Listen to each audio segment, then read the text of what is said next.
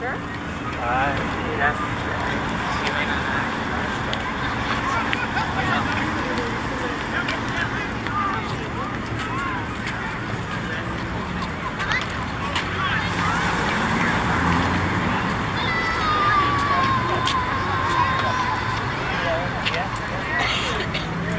Well, so now China would not show this movie for a long time.